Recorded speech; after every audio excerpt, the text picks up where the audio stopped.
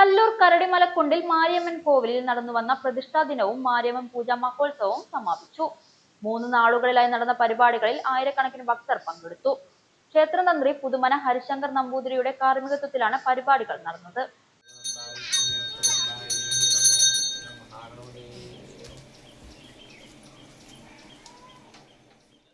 വൈകിട്ട് വിവിധ കലാപരിപാടികളോടെയാണ് പരിപാടികൾക്ക് തുടക്കം. തുടർന്ന് കൈകൊട്ടിക്കളിയും അരങ്ങേറി.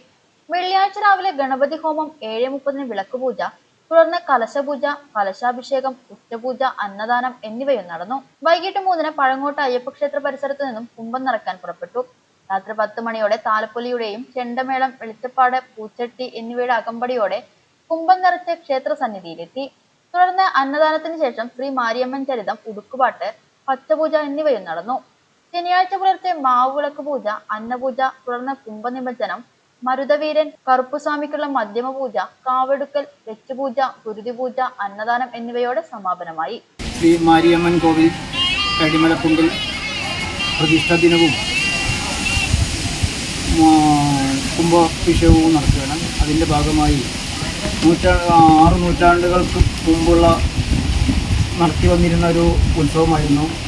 അതിപ്പോൾ നമ്മൾ ഇല്ലായ്മയായി കിടക്കുകയായിരുന്നു. ഇവിടെ ആകെ ഒന്നും ഇല്ലാതെ കിടക്കുന്ന സ്ഥലം നമ്മളെപ്പോലുള്ള ചെറുപ്പക്കാരും നാട്ടുകാരും പരിസരവാസികളും കൂടി അതിനെ എല്ലാവിധ സഹകരണത്തോടു കൂടി ചെയ്ത് 8 കൊല്ലമായിട്ട് നമ്മൾ നല്ല രീതിയിൽ നടത്താൻ നമുക്ക് എല്ലാവരുടെയും സഹായവും സഹകരണം ഉണ്ടായിട്ടുണ്ട്. അതുപോലെ തന്നെ നാട്ടുകാരുടെയും സഹായം ഉണ്ടായിട്ടുണ്ട്. കാരണന്മാർ നമുക്കറിയുന്നത് പോലെ നമ്മൾ ചെയ്യുന്നുണ്ട്. കാരണന്മാർ പണ്ട് ചെയ്തിരുന്നു എന്ന് പറയുന്നു. പക്ഷെ നമ്മളാർക്കും അത് അനുഭവമോ ഞങ്ങൾ കണ്ടിട്ടില്ല. ചെറിയ രൂപത്തിൽ കണ്ടിട്ടൊന്നും അല്ലാതെ എന്ത് ചെയ്തിരുന്നു ഞങ്ങൾക്ക് ആർക്കും അറിയില്ല. പക്ഷേ എങ്കിൽ പോലും അന്നത് നമ്മൾ ചെയ്യുമ്പോൾ നമ്മുടെ കാരണന്മാർ നമ്മൾ മക്കൾക്ക് പറഞ്ഞു തരികയെ അല്ലെങ്കിൽ ഇന്നതുപോലെ ചെയ്യണമെന്ന് പറയുകയെ അല്ലെങ്കിൽ ഇന്നത് ചോദിച്ച് മനസ്സിലാക്കാനുള്ള കഴിവ് നമുക്കോ നമ്മുടെ മക്കൾക്കോ ഇപ്പോഴുള്ള പിള്ളേർക്കോ കുട്ടികൾക്കോ ഉണ്ടായില്ല.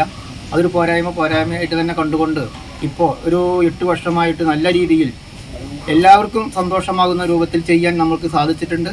അതേപോലെ നാട്ടുകാരുടെ സഹായം, പ്രദേശത്തെ ആൾക്കാരുടെ സഹായം, പുറമേ നിന്നുള്ള സ്പോൺസർമാരുടെ സഹായം, ഉടുമ്പിൽപേട്ട, ആന്ധ്ര എന്നീ ഇടങ്ങളിൽ നിന്ന് പോലും നമുക്ക് സഹായങ്ങൾ എത്തിച്ചേരുന്നുണ്ട്.